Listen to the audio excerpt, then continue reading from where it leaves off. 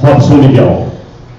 É com muito prazer que trazemos o violonista, palestrante e historiador indígena, mestre Robson Miguel, para mais este show palestra de lançamento do seu polêmico livro, Índios, uma história contada pelos verdadeiros donos do Brasil.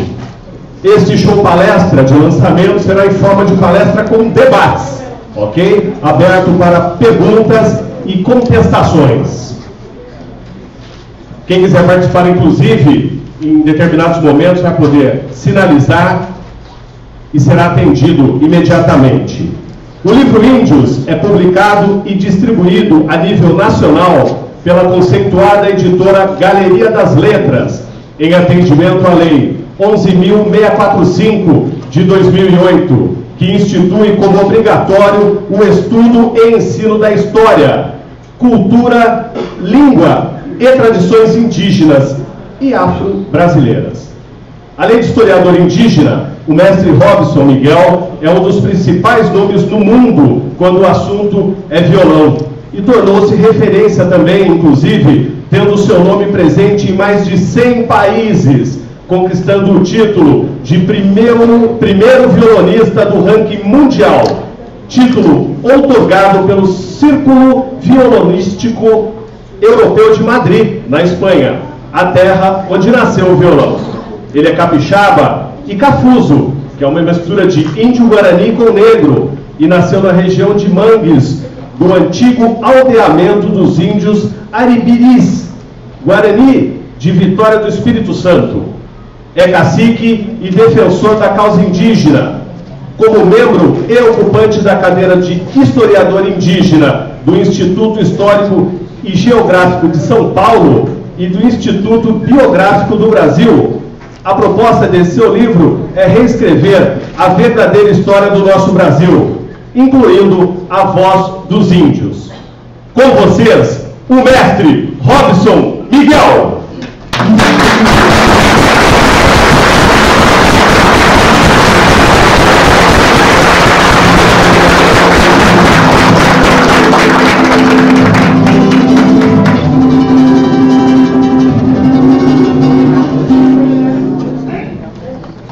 Checo Tapeteim, Marcos, Maquará, Edu.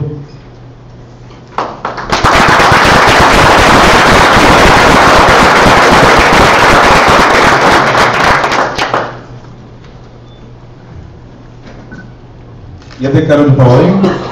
Boa noite para todos vocês.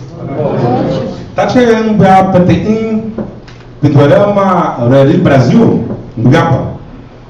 Eu vou cantar para vocês. Estou falando na língua do Brasil, a língua original, quando os europeus aqui chegaram, que é o Guarani. Che Boraí, hino nacional brasileiro, Umbrapa.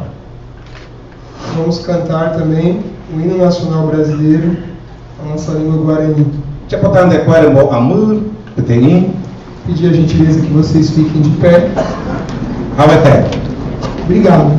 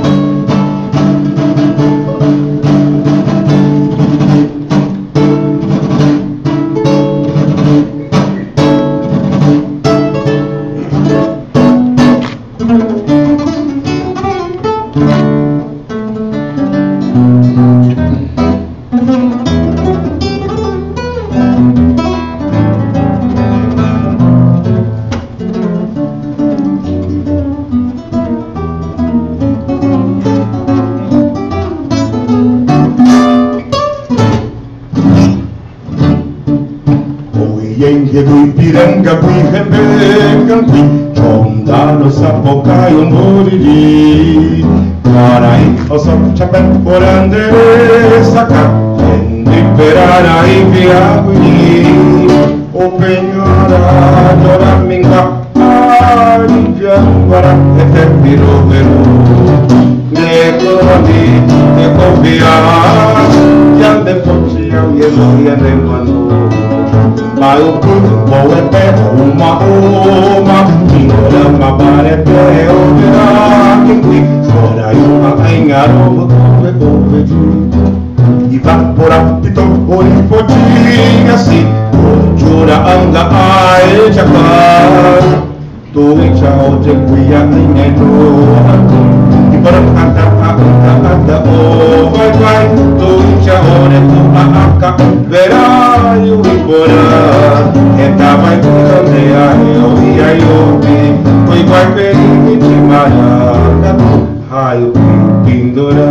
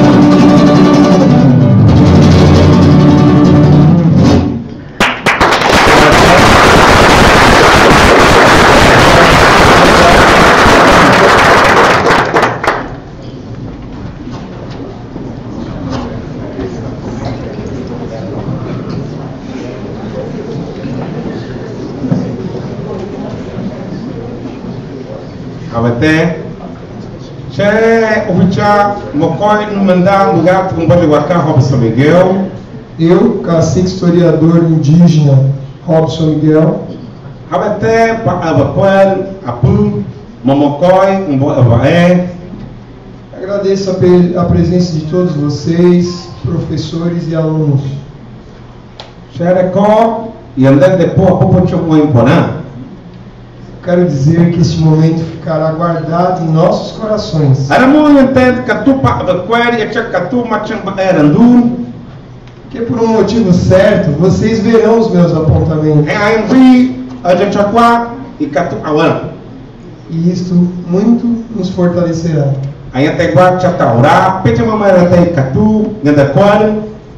Em verdade, confirmo e expresso que assim nós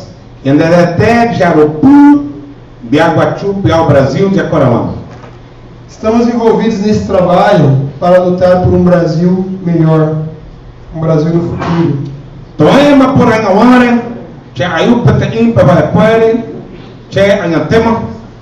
De boa vontade, peço que vocês aceitem primeiro o que eu vou lhes falar. Depois vocês compreenderão. Vamos nos fortalecer aqui neste encontro histórico em Mogi das Cruzes. Forças e coragem para todos vocês.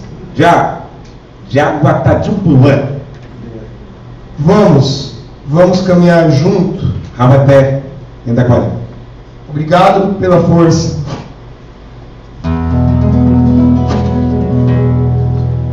É importante lembrar que a Lei 11.645 institui como obrigatório o estudo da língua, embora nós brasileiros estamos influenciados a estudar a língua que não é nossa. A começar por falarmos uma língua que também não é a nossa, é a língua emprestada de Portugal, conhecida como português, E a palestra de hoje, extremamente polêmica, com debates abertos, ela vai nos levar num paredão de confrontos e uma reflexão do que nós somos e o que nós aprendemos ao longo dos anos. É a verdade? É a omissão? Fomos enganados? Ou era a verdade?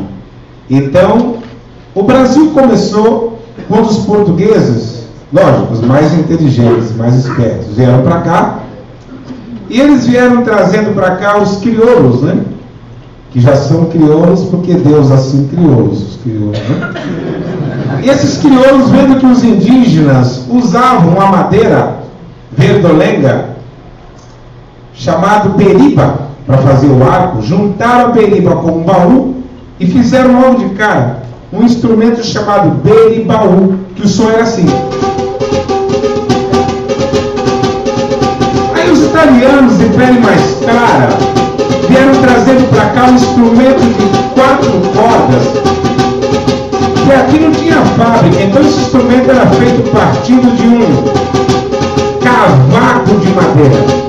Deram o nome de cavaco. O som do cavaco era assim, ó. Pegaram aquela cuia do índio e da cuia fizeram a cuíca, que o som era assim.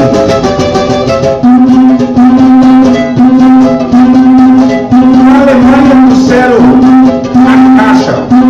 A árvore trouxeram o burro, que também entrou.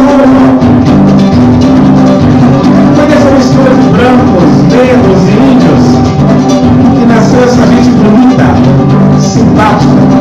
Somos nós, os brasileiros. Brasileiros? Brasileiros. Formando um novo DNA. Aqui dizemos ser as cores da nossa aquarela do Brasil.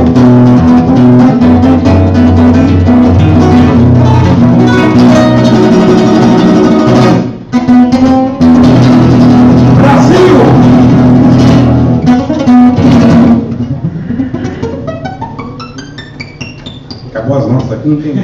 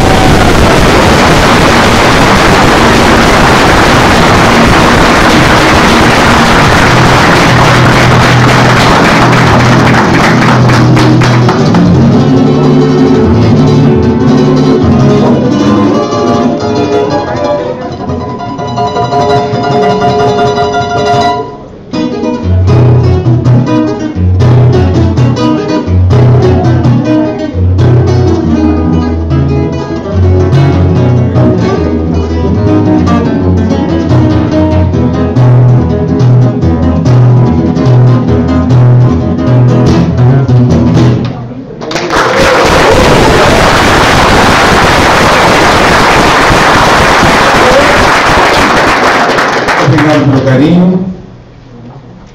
Aberto o debate, a polêmica, no capítulo 1, eu já passo a fazer uma reflexão, porque até agora o Brasil não tem uma identidade, não tem um nome como nação. É exagero. Não.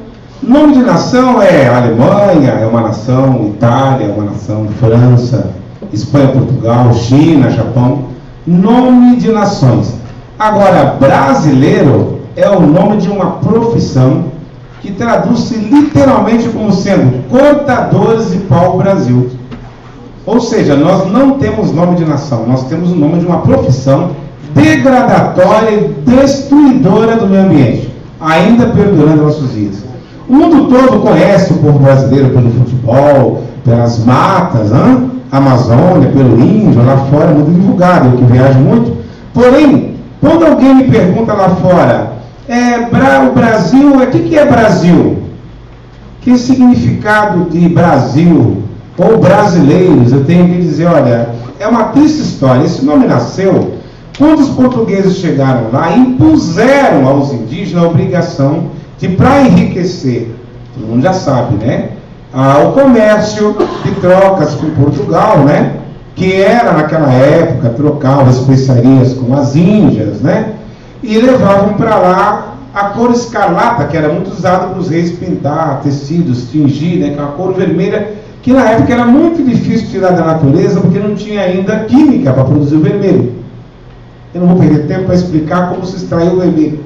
Mas morria muita gente para extrair a cor escarlata, que eles tinham que pegar pessoas de uma qualificação inferior, que podia morrer sem problema, seguravam uma corda e a aproximadamente 15 metros de profundidade do mar, ele se jogava lá dentro, mas porque não tinha mangueira, para achar uma concha lá embaixo. Desesperado, colocado uma lata com furos embaixo, para eles puxarem, abrindo essa concha, espremia, saía uma secreção vermelha, que podia pintar 20, 30 centímetros de um tecido. Essa era a cor escarlata. Morria muita gente. Quando eles chegaram aqui, viram os indígenas pintando, lá, extraindo, todo mundo conhece esse quadro, que é o quadro que mostra a descrição do que tinha aqui. Era um país rico em madeira vermelha, pode virar o próximo desenho, e essa madeira, quando você feria ela, extraía uma secreção bem avermelhada, que os índios se pintaram, os portugueses ficaram encantados. Onde vocês conseguem essa cor vermelha? Eles disseram, daquela madeira ali, né? Alguém romantizou a história, dizendo madeira como brasas de um braseiro. Então aí, pau-brasil, que nada, era piraputã, que os índios já chamavam essa madeira. Aí, quando eles souberam, começaram a fazer um escambo intencional, porque os portugueses vieram com a intenção de tomar as terras, não, todo mundo sabe disso, que o Brasil não foi descoberto, foi invadido, literalmente tomado dos indígenas. Então, essa madeira começou a ser a primeira fonte de renda, até mesmo antes do ouro, da prata, paralelo talvez, a levar para lá. Esse grupo de indígenas escravocratizados, que cortavam essa madeira, eram os primeiros chamados de brasileiros, ou seja, cortadores de pau-brasil. Aí o nome perdurou até os nossos dias. Lembrando que no dicionário Aurélio, dicionários modernos da língua portuguesa, ela define todo o sufixo eiro como significando alguma atividade profissional inferior e não acadêmica, com raras exceções. O que termina com eiro é para indicar carvoeiro, carroceiro, pipoqueiro, sapateiro, sem nenhum demérito essas profissões, que muitas delas ganharam status mais nobre nos últimos anos, com as parcerias de industrialização. Mas na época, as profissões mais nobres eram terminadas com ista, né? E as mais inferiores com eiro. Daí então, brasileiro contador de pau-brasil. E perdurou até os nossos dias. Como já não tem mais pau-brasil, porque entrou em instituição, agora nós já estamos cortando araucária, estamos cortando cedro do Amazonas. E lembrando que 3,4% dessa madeira extraída nas florestas da Amazônia legal alimenta o mercado brasileiro. O resto vai todo lá para a Europa, para a Ásia e até para a China, para as trocas abastecer as lojinhas de R$1. Então, primeiro capítulo, ela nos coloca a uma reflexão de quem nós somos com esse nome, brasileiro. Então tá, se não somos brasileiros, o que nós somos? Lembrando que quando Cabral chegou aqui, a população indígena do Brasil eram 6 milhões de indígenas. Acredita-se que mais, porque nos 3 últimos anos foi encontrado na Amazônia Legal 37 povos já estão catalogados, que nem sabem que o Brasil existe. Estão lá, como era em 1500, vivendo nus ainda. Alguém já viu reportagem até esse ano de mais um grupo que localizaram, que a Record fez uma cobertura muito interessante. Bem, e além de 6 milhões de indígenas, podia-se contar aqui quase 1.300 etnias ou nações. 1.300? Exatamente. Nações, com avós, mães, pais, filhos, irmãos, amigos, língua própria, espiritualidade própria, que índio não tem religião, tem espiritualidade, vamos chegar lá já. E esses povos vinham aqui felizes, tranquilos, né? De repente, com a chegada do europeu, quando 2 culturas, língua diferente, costumes diferentes, hábitos diferentes, se encontraram, cada uma procurou interpretar, julgar os costumes uma da outra, fazendo um julgamento prévio. A palavra pré-conceito, conceito você tem que você sabe. Pré é antes. Preconceito é um julgamento prévio daquilo que você não conhece e faz um julgamento. Essa gente está pelada. Perto de crianças e adultos, vão pôr roupa neles. Aí hoje, como o índio põe roupa, não é mais índio, porque está de roupa. Mas quem mandou pôr roupa? Vamos lá. Mas espera aí, que tem conta que se a população eram 6 milhões de indígenas, eram 0 brancos. Brancos sem preconceito. 0 brancos, é. E você tem que considerar que se esses brancos europeus, portugueses, espanhóis, franceses, holandeses, não importa, saíram da Europa, deixaram pai, mãe, filhos, amigos, primos lá, vieram para cá, tiveram filhos com uma índia, me dá licença. Ele vai ter que admitir que agora o cunhado, a sogra, os sogros, os sobrinhos, netos, a maioria são índios. Então a primeira leva de brasileiros eram mamelucos, mistura de brancos com índio ou caboclos também. Isso antes do negro chegar aqui. Então, nós ainda temos um preconceito tão grande com o índio que alguém ainda ousa ostentar, escondido atrás de seu sobrenome, que eu diria bela porcaria, e dizer, não, eu sou de descendência alemã. Mas os alemães deram um péssimo exemplo de humanidade, péssimo. E o que você tem de alemão? Nada, só o sobrenome. Vai lá na Alemanha, eu morei lá. A comida de lá, a língua de lá, a cultura de lá, não tem nada a ver com você só tem o sobrenome. Nascendo aqui no Brasil, você não tem nada de alemão, só o sobrenome. Ah, não, meu sobrenome é francês. Vai lá na França, vê o que você tem de francês, tendo nascido no Brasil. Nada, nada, nada. Vai em Portugal, vai na Espanha. O Brasil não é uma nação que tenha alguma coisa a ver com as de lá. Nesse livro eu declaro que o Brasil tem que se conscientizar que nessa miscigenação de brancos e negros e índios, a partir do momento que ele não tem nem nome de nação, ainda ostenta um efêmero nome de uma profissão degradatória do meio ambiente, vergonhosa de você traduzir e dizer que brasileiro quer dizer cortador de pau. Brasil, uma época que a chamada mundial clama para a preservação do meio ambiente, deveríamos ter trocado de nome. Mas nós temos que admitir que o Brasil passa a ser uma nova civilização. É um povo novo, de pensamento novo, coração novo, cultura nova. Mas eu sou afro, do movimento 100% negro. Mentiroso!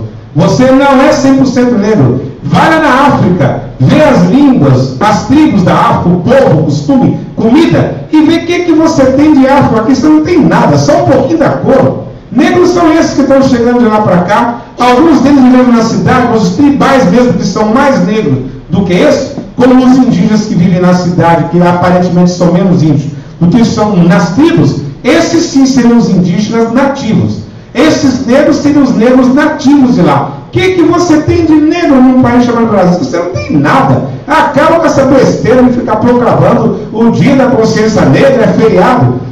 E por que o dia do índio também não é? Por que o dia do gay também não é? Por que o espanhol também não é? Por que o dia do francês não é? O alemão não é? Se o Brasil não nasceu da cultura só afro, deveria um feriado para todas as etnias e todos os povos que vieram para esse país, e nós sermos totalmente vagabundos. ficar o dia inteiro sem fazer nada e virar índio. Não diz que o índio é vagabundo? O feriado no índio é todos os dias.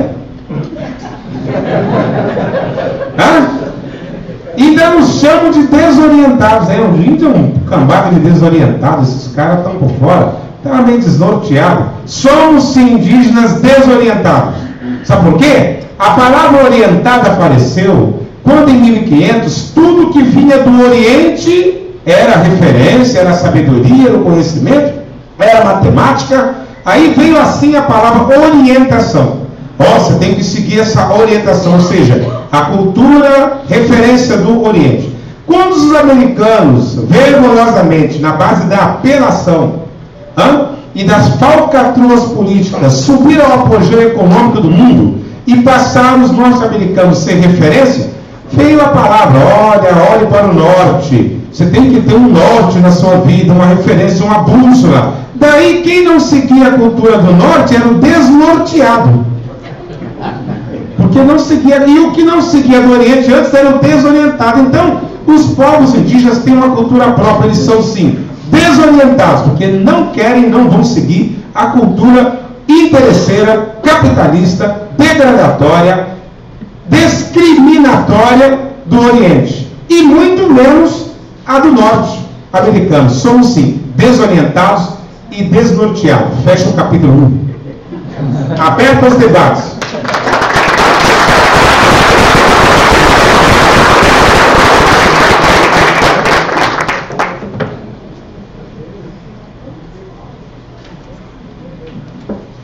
Pois não. Mete o pau. É a sua chance que depois eu vou embora, hein? Se eu sair vivo daqui. Por isso que eu já trago 6 advogados para vir na minha palestra, para mim não sair preso. Brincadeira, pode falar. Acho que o Dia da Consciência Negra ele é instituído por uma mobilização do povo negro. Pois não. Talvez não seria o Dia do Índio, não seria um feriado nacional, porque o povo indígena não se mobiliza? Boa colocação. Nós vivemos num país, desculpa, eu não vou pedir. Nesse discurso eu não peço desculpa, porque a verdade, ela, quando chega, ela nos constrange, ela dói. E na minha concepção, até os erros que serão apontados aqui, poderão se tornar em grandes acertos se com esses erros nós aprendermos alguma coisa. Ou seja, que não deveríamos ter aprovado essa lei de feriado em homenagem do Dia do Índio. Ou, muito menos, o 21 de abril, em homenagem ao herói Dom Pedro Álvares Cabral, né? 7 de setembro. Não deveríamos. A mobilização dos povos indígenas jamais será contemplada num todo no Congresso. Eu sou liderança indígena desde 99. Eu participei da Carta da ONU, da primeira Conferência Nacional dos Povos Indígenas, que o Lula, honrosamente, depois vamos dizer que nós somos enganados, ele fez em 2006. Entra no Google e coloca assim, Cacique Robson Miguel, Marina Silva. Ou Cacique Robson Miguel, primeira Conferência dos Povos Indígenas. Vocês vão me ver lá junto com o Raoni, gritando, tal, abrir com o hino nacional. Fizemos uma cartilha linda. E no fim nós vamos ver que aquela cartilha ela fazia parte de uma estratégia política para justificar uma lei que o Lula estava aprovando da igualdade racial, para mostrar para os americanos que o Brasil, sim, ele está preocupado de proteger o índio, o negro, o branco e a igualdade racial. Que nada. Essa lei não saiu do papel. E o que nós fizemos ali naquela cartilha, que eu tenho a cópia, infelizmente, nem 1% até o presente momento foi cumprido. Até mesmo, desculpe-me, não vou pedir, a PEC 215. Que depois de morrer tantos índios, derramar tanto sangue, para o índio tentar provar que ele estava aqui, que ele é dono da terra, meu Deus, se índio não tem terra no Brasil, onde é que estavam os 6 milhões de indígenas que viviam aqui quando os europeus chegaram? Se índio não tem terra. E vem um bando de antropólogos, né? Para não dizer antropófagos, que eles são os antropófagos, e com diploma de PhDs, né? Que se acha PhDs, dentro das nossas aldeias, querendo dizer onde é que estão ossadas, onde é que estão pontas de flecha. Esses caras não conhecem a cultura. Os índios do tronco do Piguarani nunca usaram a ponta de flecha com pedras. Nunca. Sempre foi afiando na mão mesmo. Eu tenho minhas flechas aqui, vocês vão ver. Os índios Tupi-Guarani, muitos deles nunca enterraram os seus mortos. Não faziam engaçaba, nem todos.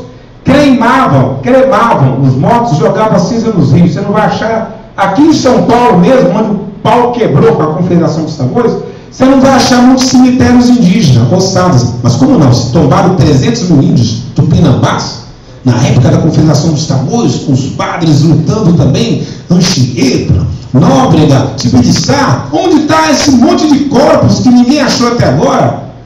Onde está? Cremado, jogado nos rios. E aí? Como é que um índio que vive numa aldeia de Jaraguá, até no Deporã, ou no litoral de São Paulo, vai provar que a terra é dele se ele não tem um documento antropológico? E tem coragem de dizer que sem esses documentos o índio não tem como garantir suas terras. Mentira! Mentira! Esse Ministério da Justiça é o que mais vem cometendo injustiça. O Ministério do Meio Ambiente é o que mais vem autorizando degradar áreas enormes com índio dentro e tudo, para dar essas porcarias que estão dando, de índios morrer, os Guarani daqui da região de Mato Grosso tombarem, porque querem dizer, para onde nós vamos? Para o sol? Para a lua? Se aqui nossos avós estavam antes, não temos mais terra, não sobrou nada, caiu tudo na terra das 15. O Ministério da Saúde é o que mais vem provocando doenças, porque vocês pagam de vocês, tirado do salário, os interesses, e nunca usa hospital. Fica doente uma vez a cada 2, 3 anos para chegar lá na porta, não tem médico, não tem remédio, morre nos hospitais. Vocês são enganados, são bobos. E sem contar, senhores professores, não vão pedir desculpa. Senhores doutores, não vão pedir desculpa. Alunos, muito menos. O Ministério da Educação tirou todo o direito dos educadores e deu para o mal educado. Você gritar com um aluno porque está se portando mal, você perde a cadeira. Você pode ir preso. Se o aluno te der um tapa, brigar com você, gritar com você na sala, não acontece nada. Se o papai der um tapinha do amor, vai preso. Se o filho dá uma surra na avó, dá uma surra no pai, se for primário, nem preso não vai. Então, o que aconteceu com a mobilização dos povos indígenas? Nós indígenas já percebemos que eles nunca vão nos dar os direitos, nem na própria FUNAI, que deveria ser a Fundação Nacional do Índio. Vai lá no Ministério, ou seja, no Conselho de Arquitetura, vê quem é que administra, um grande arquiteto. Vai lá no Ministério da Justiça, vê quem é que administra, o Conselho, é um grande jurista. Vai no Conselho da Medicina e vê quem é o grande que é um médico. Não vão colocar um engenheiro. Agora vai na FUNAI. Nunca tem um índio sentado administrando. Sempre põe um antropólogo, um professor, um universitário. Manobras estratégicas políticas. Somos fantoches. Somos usados, mas os direitos estão bem. As mobilizações indígenas têm havido com muita dificuldade. Sabe por quê? O índio não tem dinheiro para pagar ônibus. O índio ele nem precisa, ele depende do político para fornecer o ônibus, o transporte, a cesta básica, para poder ir para Brasília, sem contar algumas ONGs internacionais que de vez em quando dão uma mãozinha, alguns empresários nacionalistas que dão uma força, preocupado, leva lá. Mas, assim como o Belo Monte, não tem nada. Então, a mobilização existe, porém, com pouquíssimos resultados. Porque o governo sabe que o Brasil não foi descoberto, foi tomado. E se der ao índio o direito que deram para os da Colômbia, do Peru e até os americanos, os índios do Brasil vão querer indenização baseada numa lei nossa que diz assim: se você descobrir que a área do teu avô foi tomada, você provar que era dele, quem usou é obrigado a indenizar os anos do fruto da terra, e se teve mortos, pagar pelos mortos. Imagine o que não aconteceria com os índios do Brasil, hein? Para indenizar de 6 milhões de indígenas. Sabe quantos somos hoje na FUNAI? 374 mil índios só sobraram, menos de 5%. Separados em 215 etnias ou nações, ainda falando 180 línguas diferentes. O Brasil ainda é o país que agrega a maior variedade linguística. Ninguém tem interesse em aprender a língua indígena. Quer aprender o inglês, espanhol, o francês, o alemão. Agora está em moda aprender línguas orientais, né? Deixa vocês ficarem bem orientados mesmo, né? E bem norteados, que no fim a gente vê que nós vamos perdendo as nossas maiores riquezas. O Brasil pode precisar, mas ele não depende dessas coisas para ser feliz. Nós somos autossuficientes. Nós não dependemos dessas coisas. O Brasil teria riquezas suficientes para primeiro cuidar de dar os direitos dos seus filhos. Se sobrar, aí dá para o estrangeiro, vende a carne para ele, mas primeiro os da casa. Todo mundo de lá faz isso, mas o Brasil ainda não aprendeu. Desculpa. Tem mais alguma pergunta? Então a mobilização dos indígenas tem havido sem resultados. Quando o índio conquista Belo Monte, eles entram com recurso, recorrem, derruba, aí tem que lutar tudo de novo. Aí não tem dinheiro, não tem recurso, quem ajudou não ajuda mais, cai tudo. Pois não. Sabemos que a nossa história é cheia de pseudo-verdades, né? Sim. E aí, Omissões, mentiras e falcatruas. aí eu queria saber de você, do senhor, qual a ideia que o senhor teria para refazer essa história a partir desse movimento indígena, dessa história toda indígena? Refazer a nossa história brasileira. Muito bem. A primeira coisa que nós temos que fazer, na minha concepção e na concepção dos povos indígenas, é lembrar que há necessidade de ouvir o índio. Ah, não. Na academia ouvir índio? Que nada, o índio é burro, ele tem que sentar, calar a boca e aprender na academia. Ele não tem nenhuma contribuição a dar. Mentira. Mentira. Por quê? Para Deus só tem uma raça. A raça humana. Independente de ser branco, negro, índio, tem branco super inteligente, tem branco burro. Tem índio super inteligente, tem índio burro. Tem negro tão baracobômico, inteligente, né? Joaquim Barbósico. E tem negro burro. Não é a cor da pele que te faz ser mais inteligente ou mais. O Brasil é o único país que teria a chance de recomeçar, que é uma palavra que jamais deve sair da vida de um país que quer ter vitória. Rever seus conceitos e recomeçar a partir da base. Qual seria a base? Como esses indígenas sobreviveram fazendo cocô, xixi, todo dia sem degradar o meio ambiente? Como esses índios sobreviveram tantos anos sem ter doenças, câncer, mau hálito na boca, obesidade? O que eles fizeram? Deveriam ouvir. Aí nós iríamos aprender que a cultura indígena ela tem a saída, lembrando que nós teríamos que nunca houve uma época que tivéssemos tanto que ouvir índio como agora, que o dinheiro está acabando. Se vocês fossem indígenas, vocês iam aprender que ser rico não é ter dinheiro e celulares, é você não sentir falta de nada. Se você tiver lá o rio limpo, preservado, a mandioca para comer, o milho e a floresta preservada, essa aldeia é rica. Não precisa do dinheiro, do branco nem de nada. Hã? Sabe por quê? A terra não vai te dar nada. Não adianta pegar a terra e transformar nisso prédios, viver nos quadrados. Viver nos quadrados. Viver preocupado em ser o melhor. Você tem que ser o mais bonito, o mais inteligente para competir no mercado. Você não pode ser feio, não pode ser gordo, não pode ser... Você tem que ter um padrão de qualidade que até os orientais estão se suicidando por causa disso, quando não tem chance de competir no mercado. Por que isso? Porque acham que a saída está em você ter para ser, enquanto a cultura indígena entende que você tem que ser para ter, ser sábio, ser prudente, ser perdoador, porque perdoar para os fortes, o fraco não perdoa, se vinga. E ser rico na cultura indígena é isso, você não ter tudo, é você não sentir falta de nada, rever os conceitos e ver que a cultura indígena tem muitas saídas para a medicina de recursos naturais. Tem muita saída para RH, relações humanas. Por quê? Cultura indígena não tem creche. Cultura indígena não tem asilo de velho, no fim dos dias na comunidade. A cultura indígena não tem ladrão, não tem polícia. Não tem classe social. O cacique não é mais do que ninguém. Ele só é o mais sábio, foi eleito pela comunidade.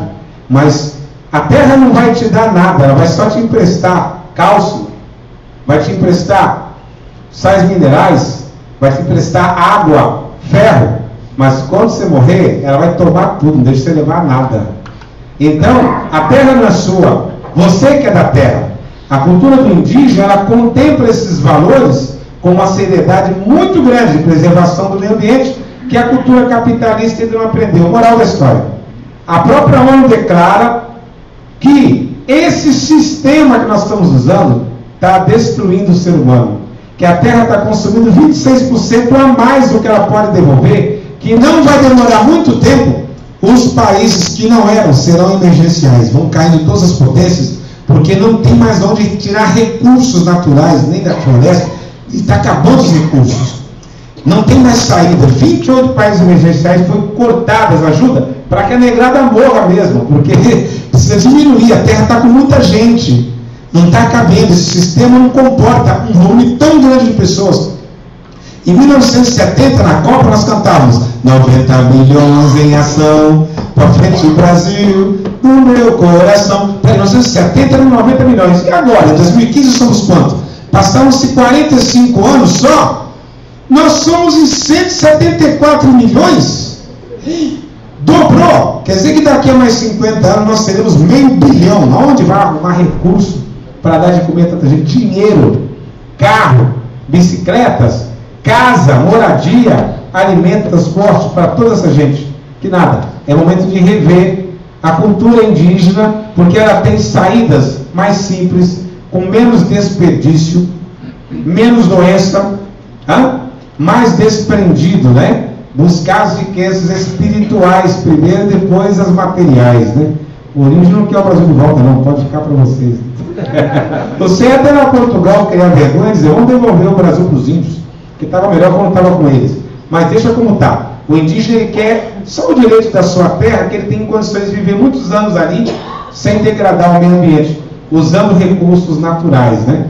É outra cultura, né? Uma cultura diferenciada que ainda não foi ouvida. Fechou?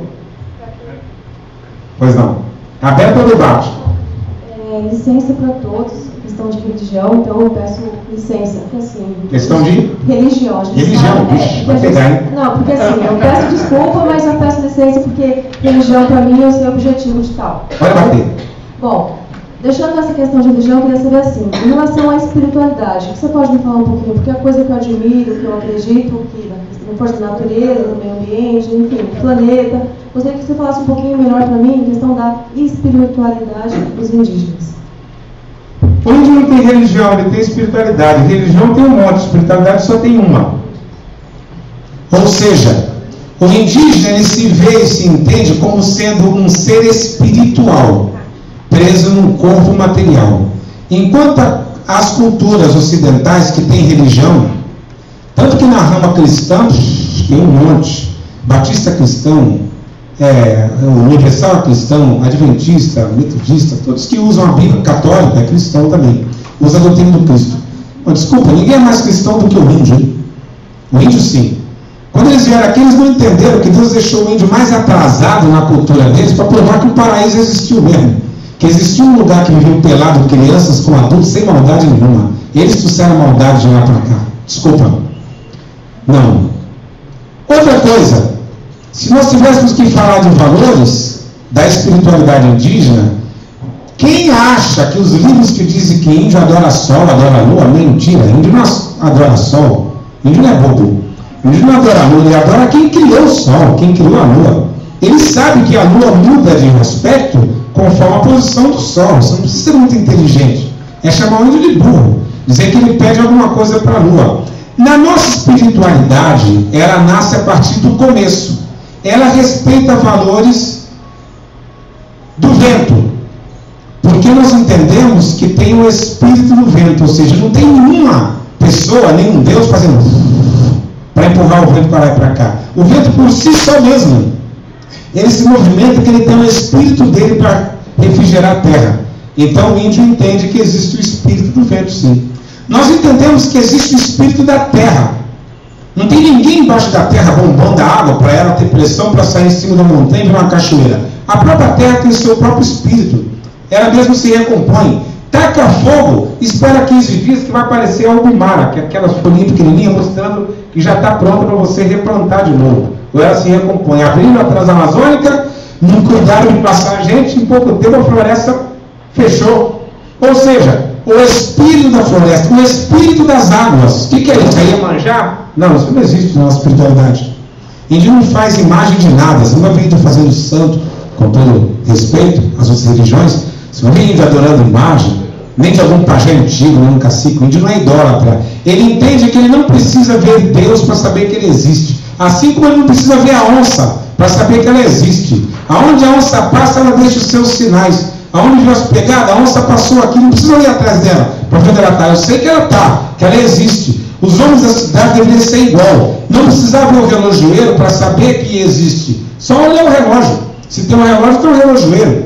Então, o indígena, ele entende que a própria criação por si só, desculpa se tem algum cristão aqui e gosta da Bíblia, os indígenas se enquadram na Bíblia perfeitamente, que a Bíblia diz que no princípio Deus criou os céus e a terra. Então a terra é tão velha quanto o céu. Esse papo furado de dizer que aqui é o novo mundo, que a terra é morena, bonita, lá é o velho mundo, que nada, Deus fez a terra de lá com cara de velha e fez aqui com cara de novo, igual o sapo. O sapo já nasce desde pequeno com cara de velho e a rã nasce com cara de nova.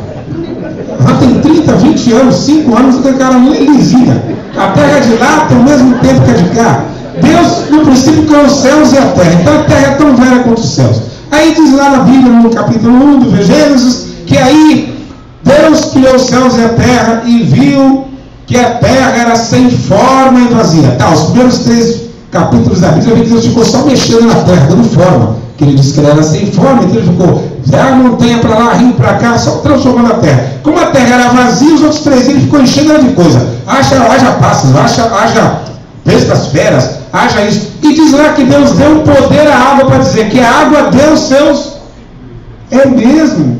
Então não é Deus que criou peixe, que criou os bichos da água, não, a própria água. É verdade, Deus deu à água o poder de criação. E diz que a terra produz os seus. Então a terra que tem o poder de produzir, é o espírito da terra. Não tem nada de errado. O índio, ele é mais cristão do que os de lá. Desculpa, não. Sabe por quê? Presta bem atenção. Os de lá vieram trazendo a Bíblia e apresentando um Cristo que o índio não entendeu. Sabe por quê? Para nós, quando eles disseram que esse Cristo nasceu numa manjedoura, que manjedoura? Aquilo é uma oca de palha, de terra, de madeira, no meio de bicho, de um burro e boi. Então Jesus era mais da cultura indígena do que da cultura judaica. Porque além de ele nascer numa oca, que vocês chamam de manjedoura, ele não tinha endereço. Era igual o índio, era nômade. Ele ia para lá e para cá. E disse que ele ensinou todo mundo a ser desprendido de riqueza material. Buscar riquezas espirituais, o amor, a caridade, o perdão e tal. E ele dava pau em quem não seguia esse mandamento. Que isso que é ser cristão, não é ostentar um crucifixo, viver dentro de uma igreja preso. Que índio não tem hora para adorar. Adoração você faz qualquer hora no meio do mato. Deus não está preso em umas paredes geladas, frias. Não, ele está na floresta, nos rios, na natureza. Ele quer que você desfrute do que ele criou, não do que você criou. Você faz um negócio e cria e fala, Deus está aí dentro. Que nada. Ele mesmo se manifestou para o homem pela sua própria criação e deu o espírito da terra. E não para aí não. Diz lá que Jesus, além disso, quando os discípulos se converteram, começaram a vender tudo, repartir entre todos, igual o índio, que pega a caça na dele, ele corta e divide a fome. E não para aí. Diz a Bíblia que Jesus era de uma aldeia também. Cesareia e Samaria era de uma tribo também. Então peraí, um cara que nasce numa oca, no meio de bicho, era nômade, disponível de riqueza, era de uma aldeia de Cesareia e Samaria, de uma tribo judaica, então ele era Simão também. Jesus também é dos índios, não sabe vocês. Então a espiritualidade indígena, ela contempla esses valores com outro olhar, com um olhar nosso, indígena, ainda que leia a Bíblia. E o que seria espiritualidade? O último exemplo para fechar esse quadro. Eu estou acompanhando o capítulo daqui, está no livro. Sua resposta está no livro. O que seria espiritualidade? O pessoal não pode ver um índio tocando chocalho e falar feiticeiro. O índio não faz feitiçaria. A feitiçaria, a macumba, o candomblé, é de uma outra cultura, afro. Sabia? O índio não tem nem garrafa para quebrar. Então, veja bem, a cultura indígena, na sua espiritualidade, desde quando nasce uma aldeia, nós aprendemos que ela tem que respeitar os elementos da natureza. Essa é a nossa Bíblia. E não está escrito em lugar nenhum. Está na nossa cultura. Como assim? O que é isso? O pajé chega no lugar, localiza se a terra tem taipa, liga, mistura com capim para fazer, e mistura com sangue de anta para o tripalossoma cruz e o bucho barbeiro não picar. Agora, por que eles descobriram isso? Também não sei. Isso vem passando milenarmente. Os bandeirantes faziam as ocas, as casas deles, copiando o índio, mas não colocavam sangue de anta. Aí morriam de chaga, não sabia por quê, porque o sangue de anta espanta a chaga. Mas para essa oca nascer, primeiro eles chegam num lugar que tem uma clareira, analisam o produto que Deus deixou ali, para dizer a eles, é aqui que eu quero que nasça uma aldeia, isso chama-se espiritualidade, não é religião. Aí o pajé olha o sol, primeiro, aí ele pega uma madeira chamada tupuguá e sai marcando assim, igual um círculo, e não pode fechar, deixa aberto. Nenhuma oca indígena original tem porta, nem janela, tem uma entrada. Aquilo ali chama-se Opu, da espiritualidade, ou Arandu, casa da sabedoria. Mas por que tem que ficar respeitando o sol? Pera lá. Você nunca vai ver um vídeo dançando no sentido horário, sempre no sentido anti-horário, que é o sentido que a Terra gira. Não me pergunta como é que eles descobriram isso, também não sei. Eles só podem dançar assim, vê nos documentários, só anti-horário. Se você vê que a Terra gira no sentido anti-horário, quer dizer que as correntes de vento 80% do ano vão vir em sentido contrário. Então, você orientando pelo Sol, se chama espiritualidade, não religião, você sabe que as correntes de vento, a maior parte vem nesse sentido. Pronto. Aqui o pajé fala, Xandaro, pediu adequar, quer dizer, guerreiros, vem cá. Jaguá, tá, apu, quer dizer, essa aqui é a trilha da caça. Por quê? O índio tem que caçar contra o vento, para a caça não sentir o cheiro dele primeiro, senão não pega nada. Então, se o vento vai nesse sentido, aqui é a trilha da caça. Para cá, é a trilha Cunhantapurapé, que é a trilha das mulheres, que a mulher menstrua, usa muita água, tem que limpar bebê e tal, é a trilha que vai dar para um rio. E para cá é a trilha Tchequaruntché, ou Mirupá, que é a trilha de cocô, xixi e cemitério. Por quê? Se o vento for nesse sentido, o mau cheiro de cocô, xixi, vai tudo embora para lá. E aí aqui não vem a mosca varejeira para morder ninguém, para dar diarreia, para dar dor de cabeça, nem vômito. Por quê? A aldeia está sempre cheirosa e limpinha. Isso chama-se espiritualidade. Quem ensinou isso para o índio? Não sei. O Criador. Então, toda aldeia respeita um padrão de uma espiritualidade, que isso chama-se indústria da vida. Não adianta o governo falar, tira esse índio daí, manda para lá que ela está melhor, tem lago, tem floresta, mas fica perdendo tempo aqui. Deus não quer que faz nada lá. Lá não tem os elementos que Ele quer. O taipa não tem. Na cultura nós aprendemos o seguinte: Deus criou o Tecoá, o ambiente, a aldeia, porque Ele é o criador e diretor. A aldeia chama-se Tecoá Arandu, que quer dizer casa da sabedoria, da troca de saberes. E Deus deixou os animais que você não pode prender em casa. Ele não prende bicho, cria solto. Não pode agarrar no cativeiro, o cachorrinho é tão bonito, né? Mas Deus deixou os animais para serem nossos professores. É mesmo? Tudo índio copia dos bichos. Isso chama-se espiritualidade. Ou seja, o que o bicho come, pode comer. Você pode não gostar, achar pimentado, achar azedo, amargo, doce demais, mas não é veneno. Se a fruta for vermelhinha, bonitinha, o bicho for lá comer, não vai não. É veneno. Os animais são nossos professores, de forma que diz a nossa história da criação, que naquela época os animais, como professores, conversavam tete a tete com o homem. Onça, vem cá. Ela dizia, pois não. Tudo bem, tudo bem. Aí eu estava lá tomando banho, porque nasceu mais dois filhotes. Traz aí para me ver, legal. Amanhã vem aí, tá bom, obrigado. Ele aprendia tudo com os animais conversavam de tete a tete com os homens, aprendendo seus saberes. Durante milhares de anos foi assim. No paraíso, que a gente chama de Uibarani, que é a terra prometida. Aí o que aconteceu? O homem começou a achar que aprendeu demais, que já sabia tudo, não queria mais ouvir os seus professores. Os animais, não quero mais nada, já sei tudo. Aí Deus um dia tirou do homem o poder de entender os animais. Por isso que você fala para o cachorro vem cá, ele vem, deita ele, dá a patinha, ele dá. Como o cachorro fala, para de me perturbar, todo dia vai fazer isso aí. Você não entende. Mas você não é mais inteligente? Como é que o bicho te entende e você não entende o bicho? Não entende, porque quem transgrediu as duas leis que Deus deixou, quais são as leis da espiritualidade? Está na Bíblia? Não, mas a gente acha que engloba a Bíblia. Deus deixou na espiritualidade só duas leis, essas seguidas. Essas leis resumem como espiritualidade indígena. Sabe o que é? Pasme. Chama-se livre-arbítrio. O índio é livre para fazer o que ele quiser.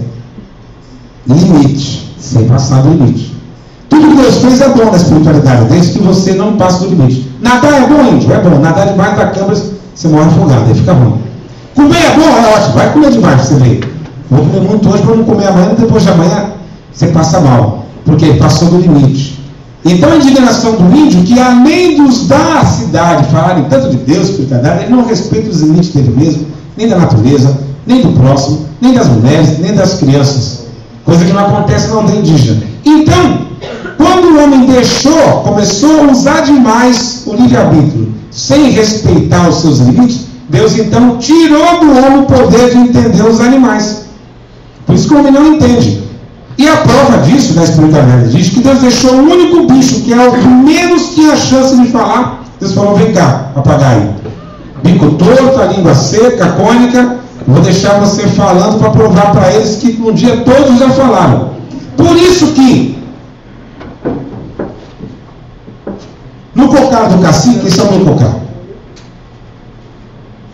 As penas da frente tem que ser papagaio, que representa a visão original do paraíso e representa o bicho que fala. O cacique não manda na aldeia, ele é o porta-voz, ele fala pela comunidade. Ah, é? Por isso que as penas da frente, na cultura do Guarani, tem que ser papagaio, que representa a comunicação.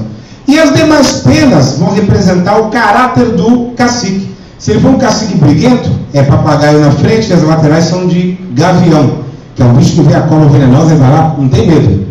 Se o cacique é aquele cacique que fala baixinho, quietinho, papagaio da frente, as laterais são pena de fazão, que é aquele pássaro que tem um rabão. No meu caso, que eu sou uma pessoa alegre e comunicativa, olha a bagunça aqui, a gritaria, pena de periquito. Papagaio na frente, periquito aqui, e as últimas são pena de coruja. A coruja significa uma pessoa que é um animal predador diurno e noturno, que não precisa de muita luz para detectar os perigos. Ele tem um senso de observação grande, né? Olha para lá, olha para cá, é prudente. Então, de você ver o cacique e ver seu cocá, é sua identidade, sua espiritualidade. Você entende quem é ele, o seu caráter.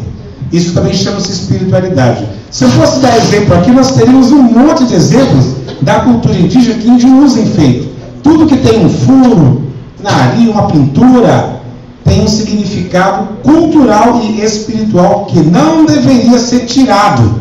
Me desculpa os cristãos, evangélicos, espanhóis e católicos e espíritas.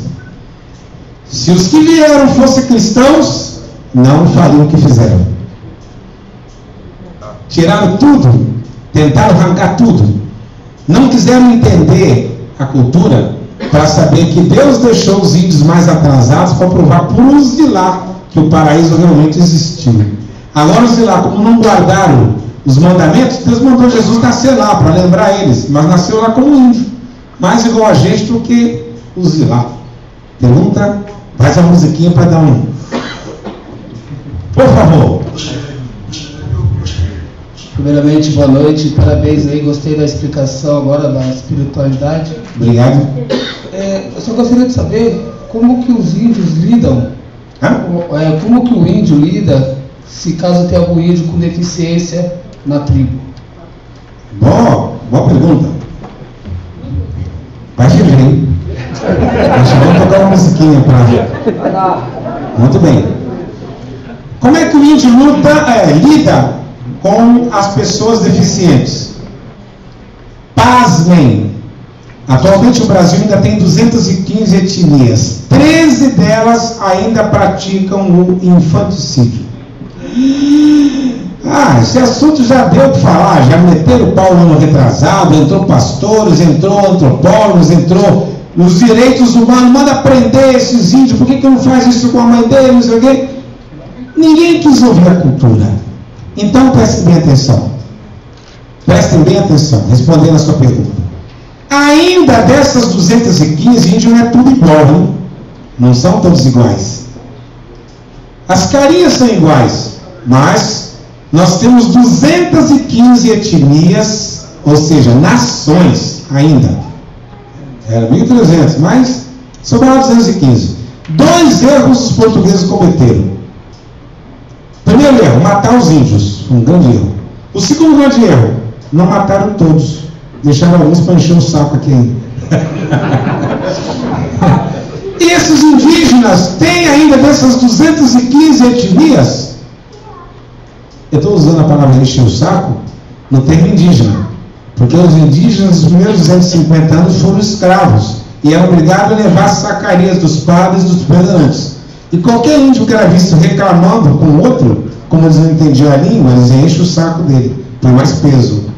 Daí vem a expressão, não enche o saco. E depois entrou até a parte afro, quando os negros chegaram, já no século XVIII, já no fim. Os negros não pediram para vir, foram obrigados, sequestrados. Estou na sua resposta, não esqueci não. Sobre sofrimento. Bem, e outras expressões, você está ferrado. Os índios fujões, eles conheciam bem a mata, os europeus não. Marcavam eles com ferro quente. Fica de olho nele que ele está ferrado. Daí a expressão, você está ferrado. Eu vou te pôr no pau, todo mundo sabe o que é isso.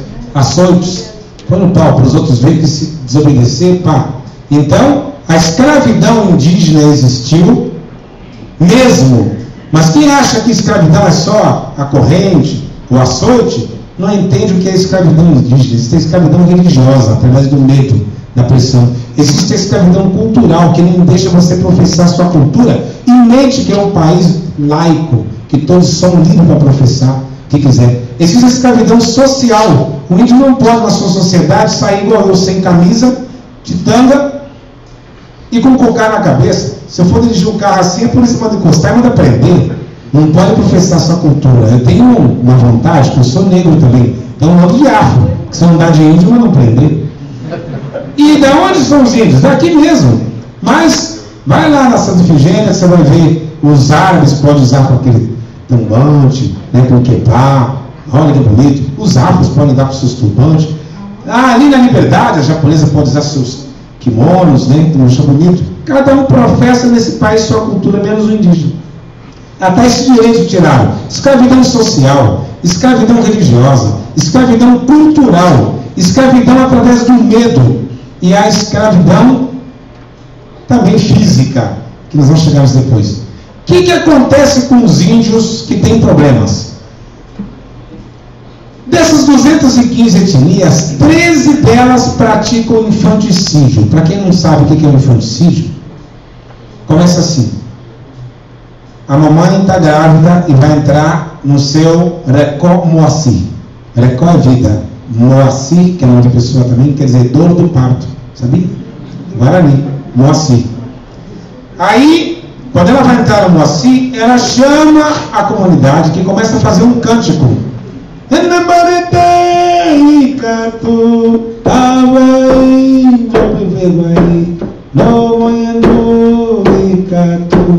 Por aí,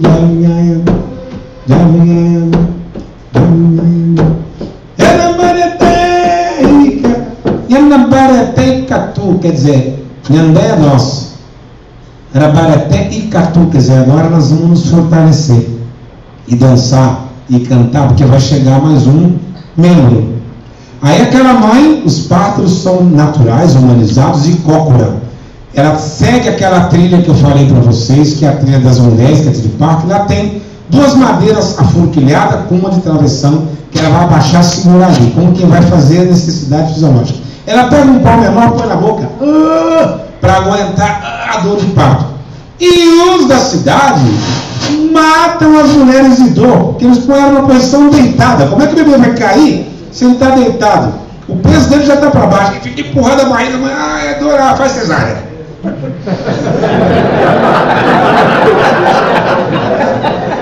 Não deu, quase deu, não aguentei. Eu nasci na Alfândega de Belize. A mãe da minha esposa é parteira também. E lá não tem cesárea. Os partos são naturais. Pega óleo de mucura, que é aquela, uma raposinha, passa aqui na região para facilitar essa cidade e tira o bebê de forma natural. Agora, se esse bebê nascer, peraí, isso eu estou dizendo dessas 13 etnias que cometem o infanticídio. Estou explicando por quê. Esquece que você é evangélico, é espírita, que você é dos direitos humanos. Agora você é índio. Todo brasileiro é índio. Pra você entender a razão do povo indígena e a sua espiritualidade. Ali do lado daquela parte por aí, fica uma cova de 2 palmos aberta. Porque se aquele bebê nascer com defeito, que não tem pagelança, lembrando que pajé não é feiticeiro, ele é o curandeiro, ele é o médico. Se não tem pagelança para curar aquela criança, ela vai ser enterrada viva, plantada. A mãe não dizia eu matei, ela dizia eu plantei. Que um dia ela vai voltar no corpo de outro perfeito. Essa não valeu, não teve qualidade para acompanhar a cultura. Por que isso? Caramba! Porque essas 13 culturas entendem na sua espiritualidade que o ser humano tem 3 almas. Preste bem atenção. Uma alma é chamada de alma espiritual, que ela só tem desejos espirituais. Ah, eu estou com a saudade da minha mãe, come uma bananinha. Não vai parar a saudade. Ah, eu estou sentindo muito amor. É mesmo? Toma um sorvete. Ou seja, a alma espiritual, ela tem desejos só de coisas espirituais. Seria alegria, amor, ódio, vingança, tristeza. Que nenhum alimento material vai alimentar essa alma espiritual. Mas essa etnia entende que você tem uma segunda alma, que chama-se alma material, que ela só tem desejo de coisas que vão dar prazer à matéria, à carne. Tipo, eu estou com a vontade de tomar um sorvete. Deixa eu te dar um abraço que passa. Estou com vontade de comer banana. Fala, peraí, vamos dar uma risada que é a contrário. Não, porque esse desejo está na sua alma material. E tem a alma cultural. A alma cultural é adquirida através do conhecimento da cultura, a expressão da fala, expressão das danças, das orações, da caça e seus hábitos. Por isso que prestem bem atenção. Quem acompanhou 4 anos atrás um programa polêmico que saiu no Fantástico, de 2 freiras que, vendo que a mamãe ia pegar aquela criança e plantar viva, o que elas fizeram? Dar essa criança para nós, levaram para o convento. A criança ficou 2 anos e meio lá, aprendeu a falar português, a se alimentar, aos hábitos do povo da cidade. Os direitos humanos caíram de pau nas feiras e disseram, essa criança não pode ficar aqui. Agora que ela já está boa, foi curada, ela precisa voltar para os seus familiares. Devolva na aldeia. O que aconteceu? Quando as freiras filmaram até, foram levar a criança na aldeia, que aquela índia nativa veio, chegou perto, ela fez assim, não quero mais. Ela não tem o cheiro da nossa cultura. Ela não é índia. Mas como não? Aí aquela liderança da aldeia que falava português falou, olha, ela não quer a criança, leva embora. Não, mas a justiça mandou deixar. Não pode deixar, que se vocês deixarem, ela vai matar. Ela não vai aceitar. Porque essa criança perdeu a nossa alma cultural. E ninguém entendia a reportagem. Ela não tem mais a nossa alma cultural. Ela é branca. Não, ela é índia, ela é daqui. Não, só a cara, mas ela não é daqui. Porque no entendimento indígena, se você nascer na aldeia de bebezinho e for levado para a Alemanha, quando você voltar na aldeia com 15 anos de idade, você não é mais índio, você é alemão. Sua alma cultural é alemã, você está falando alemão, pensando como alemão, você vai chegar lá com cara de dizer, não quero isso aqui não, me leva de volta para a minha terra. Que povo é esse? Estranho, com esses hábitos indígenas, pelado, o que é isso? Não quero voltar para a Alemanha, com cara de índio, mas a cultura dele, a alma cultural não é mais indígena, é alemã. Então, entendeu? Tem a alma espiritual, a alma material e a alma cultural. Que nessa etnia infanticídia, ela entende que essas almas se afloram a partir dos 2 anos e meio a 3 anos. Ou seja, que memória você tem de quando você tinha 1 aninho de idade? Você nem sabia que existia, né? É melhor para você morrer. E quando você tinha 2 anos? 2 anos e meio, 3. Ah, é mesmo, parabéns para você. Eu lembro recitando a poesia. Ou seja, tem que eliminar o sofrimento da pessoa que não tem cura, que vai viver sofrendo. Nada de prolongar o sofrimento dela com vacinas, remédios, e ela fica ali, não interage. Aí quando os pais vão ficando velhos e morrem, ninguém quer ficar com aquela pessoa para limpar o cocô, o xixi. Ela nunca vai conseguir selecionar seu alimento, porque para o índio, ser livre é estar livre, ser feliz é você poder dançar, cantar, interagir. E como essas 13 culturas não são fixas, são nômades, o ano dessas culturas não começam em janeiro, igual no cristão, começa em setembro.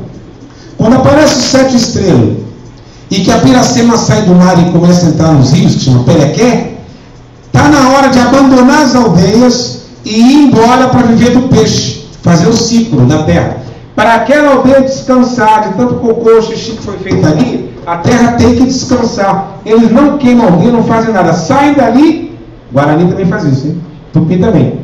Mentiria comete infanticídio. Sabia? Os Guarani e Andeva, os Guaranis daqui da cidade não estão cometendo mais, a aldeia não comete porque está em cima. Os agentes da FUNAI, o CESAI da saúde, mas os Guaranis, esses que estão mais afastados da cidade do mar, ainda cometem infanticídio. Dessas 13, inclui o Guarani, não inclui a etnia da minha esposa. Então o que acontece? Ele diz assim: como é que eu vou pegar um homem desse tamanho, pôr as costas e sair atravessando o rio, montanhas, e levar ele para a migração? Não dá, ele vai ter que ficar aí 2, 3. Essa pessoa, quando surta, começa a gritar na aldeia.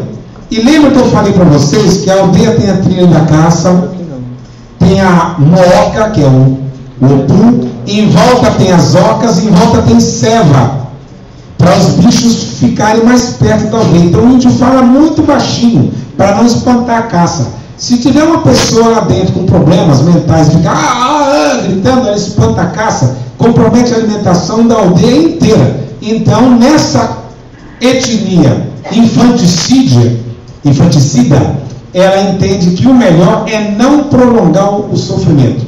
Por isso você vai ver nas reportagens, não vai ver índio de cadeira de roda, não vai ver índios cegos, com todo respeito, e não vai ver índios aleijados, com muleta. São todos bonitos e perfeitos, porque a maioria dessas etnias que tem essa expressão de qualidade são os que cometem o infanticídio, ou seja, eliminam aqueles que não têm saída para não prolongar o sofrimento. Desculpa a persistência. Não, você tem réplica e tréplica.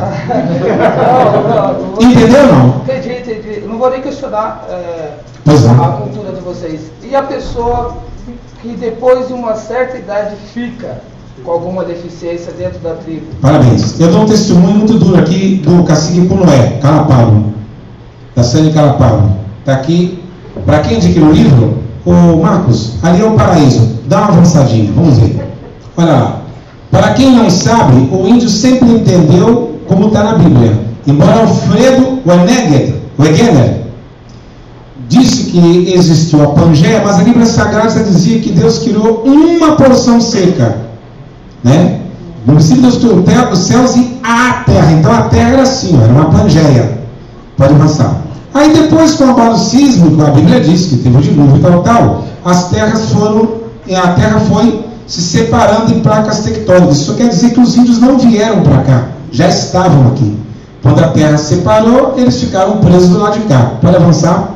Aí está Alfredo, o alemão, Wegener, ele fez o teste da tesoura, que você recortando o azul do oceano, você vai perceber que a área do lado esquerdo, que é a América, se encaixa perfeitamente na África, porque os dois continentes já foram unidos. E aquele pedacinho da placa tectônica lá embaixo se encaixa perfeitamente naquela parte que saiu dali. Houve um descolamento que ainda está havendo uma média de 1 a 2 centímetros a cada 100 anos de afastamento, com abalos sísmicos. Na cultura indígena, ela tem uma pregação curiosa sobre isso. O índio acredita que Deus realmente criou uma porção seca também, igual a Bíblia. Porém, depois Deus decidiu dividir a terra em 3 pedaços. A África Deus fez para os índios negros, cambá. Na nossa língua negra é cambá, daí vem a expressão cambada, negrada, pejorativa da escravidão. Os cambá já nascem com a pele para aguentar o calor de lá, os bichos, para aguentar o calor de lá, que é a África. Eles são índios também, furam o nariz, as orelhas, igual pelado. Tem cacique, tem pajé, fazem óculos, vida caça. Não tem nenhuma diferença, a não ser serem cambá, negro. A parte de cima, Europa e Ásia, Deus fez para os Juruá. Juruá, a gente chama aqui no índio de Juruá. Ô Juruá, você fica em pé, por gentileza? Você é Juruá. Aquele ali é um Juruá. A cultura indígena, deixa eu emprestar seu corpo um pouquinho. Fica olhando aqui. A cultura indígena, na língua do Tupi-Guarani, esconde complexos códigos. O nome do bicho esconde um código, se o bicho voa, se ele cava buraco, se tem hábito de lua, se ele tem hábito noturno. E os nomes Ibirapuera, Morumbi, Anhangabaú, Cumbica, Paranapiacaba, não são nomes. Que o índio não faz toponímia, ele está dizendo o que tem naquele lugar. Por isso que não deveriam ser trocados esses nomes. Primeiro contato que os índios tiveram quando estavam na praia, viram chegar uns barcos muito grandes que pararam afastado e desciam de lá homens sem cor e com muito pelo na cara. Aí eles gritaram assim: soldaram, pediu decora, quer dizer, guerreiros, corre aqui, Techareguá, Juruá, Pará, corre. Quer dizer, olha esses bocas cabeludas que estão surgindo no mar. A palavra Juruá, quem não é índio, a gente chama de Juruá. Literalmente, Juruá quer dizer, Juru é boca e a A é cabelo. Os bocas cabeludas. Por que não DNA, obrigado? Porque o DNA do índio não nasce pelo. Você nunca vê um índio de barbona. Aquelas índias que você vê com a genitália raspada, não é que ela raspa, não nasce mesmo. Embaixo do braço, das axilas, não tem pelo. Não é do DNA do índio ter barba. Horário. Estão vendo o horário? Então, a gente chama aqui, não é índio de Juruá. Está rindo? As mulheres a gente chama de boca cabeluda também. Porque os índios não sabiam que tinha Juruá fêmea. Porque no começo só vinha machos para cá. Padres que usavam vestido e bandeirantes. As primeiras prostitutas, meretrizes, aventureiras começaram a aparecer aqui já no final do século XVI. Já em 1575, os índios não sabiam que tinha Juruá fêmea. Então as mulheres, quando chegaram, chamavam de Juruá também, que é boca cabeluda. Aos Juruá, Deus deu a sabedoria na escrita. O índio fala que o Juruá é preguiçoso. Tudo que ele sabe, ele não quer decorar, que ele guarda, põe no livro, põe na internet, põe na Bíblia. Aos brancos, Deus deu a sabedoria na escrita. África para os Cambá, Europa e Ásia para os Juruá. Mas a América Deus fez para os Umburá, que são os povos vermelhos. Os Umburá, Deus deu a ele a sabedoria na fala. Por isso que o índio não é analfabeto, são povos ágrafos, uma palavra que poucos conhecem.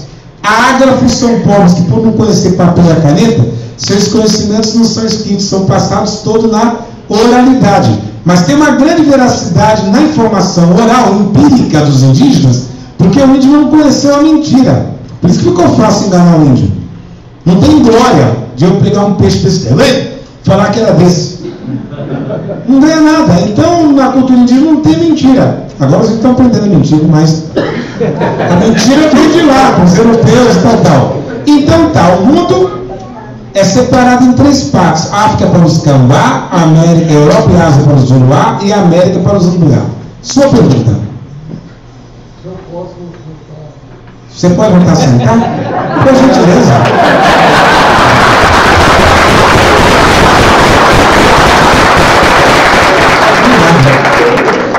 Bem, eu respondi a sua pergunta. Ele perguntou de novo. Na verdade, eu perguntei que a pessoa que fica. Ah, tá. Muito bem. Aqui na página do meu livro, eu conto o testemunho do Cunué Calapalo. Muito interessante. Esse índio aqui, pasmem. Ó, aqui o livro pega pesado mesmo. Pode avançar, Marcos. Vamos chegar nessa página. Pode avançar. Ah, volta um pouquinho. Volta um pouquinho. Põe para aí. 2013. Não tem 2 anos aí, isso aconteceu. Na aldeia Calapalo. Um rapaz de 23 anos foi subir numa árvore, raçadinho, alegre, feliz, brincava, corria, perfeito. Tomou uma queda de uma árvore e teve um traumatismo craniano. Não morreu. Ele ainda falava conversava, mas surtava sempre. A hora que ele não falava coisa com coisa, ficou sequela. Não conseguia mais participar da dança, do cântico. Quando estava na cerimônia, já estava no meio, manifestando, gritando. Aí as lideranças se reuniram e disseram: olha, ele não está conseguindo acalmar. A gente toca o chocalho para ele, já fiz várias pagelanças, já demos erva, e ele está com um problema grave. Embora ele fale ainda, mas quando dá esses ataques, ele fica surtando, dá trabalho na aldeia e atrapalha a cerimônia, não consegue participar da dança, ninguém consegue controlar ele. Então nós vamos plantar ele vivo. Como é conta que ele, na hora, como era um rapaz que já participava do convívio há muitos anos, está no livro, ele participou da decisão e foi unânime dizer: ó, não dá mais, porque ele está atrapalhando a caça, está difícil pegar a caça, tem que ir longe, porque ele fica gritando, os pássaros tudo embora, os animais caem fora. As nossas cerimônias não tem como, ele entra no meio, vê o pessoal dançando, ele vai lá no meio também, puxa um, grita, atrapalha a cerimônia, está dando muito trabalho, não tem mais jeito, nós vamos ter que plantar ele. Só que quem mais cuidava dele era a irmã, e a irmã ficou sabendo que iam fazer isso com ele, mesmo não contando, cada vez que ela olhava, ela chorava muito. Aí ele era tão consciente do que ia acontecer, que ele falava para ela: eu já sei, eles vão querer me enterrar. Olha só como ele estava até consciente, mas tinha hora que surtava e ele não falava coisa com coisa. Até que chegou o dia, cavaram o famoso 7 palmos, que já conhecem, né? A cova do índio, 7 palmos, e aí trouxeram ele lutando, dizendo: não quero. E aí colocaram ele lá embaixo, está no livro, eu mostro a foto do índio, mostra onde aconteceu, o livro é polêmico. E aí pegaram, como Noé disse, que seguraram ele atrás e cada indígena vinha puxando a terra. E com Noé conta, com Noé atualmente, ele está morando em Budas Artes. Vocês querem conversar com ele? Eu já digo onde ele está. Vai lá em Budas Artes na feira. Para onde é que fica a barraca de um índio calapalo que vende aqui? Vocês vão ver o cacique com Noé lá. Muito amigo meu. Foi com ele que aconteceu. Aí ele disse que na hora eles foram enterrando, e ele conta, eu ponho no livro, que por uns 5, 10 minutos, que já tinha enterrado, ele ainda podia ouvir a voz do índio lá embaixo gritando: quer dizer, me tira daqui, quero sair. Ele disse que aquilo ali ficou perturbando a cabeça dele uns 3, 4 dias que ele ia dormir, não aguentava a perturbação de ouvir a voz daquele índio gritando: me tira daqui, me tira daqui. Ele começou a ficar, ou seja, esse desaculturamento dele vir na cidade, vir na aldeia, foi tirando dele as condições de presenciar um caso como esse. Com 23 anos, enterraram um índio calapalo vivo, que surtava. Então, porque a cultura achou que era melhor eliminar ele, porque ele estava trazendo problema para uma comunidade inteira, tirando a paz, tirando tudo. Então, agora o que é isso? Resumindo, se eu fosse índio, eu estava ferrado, né?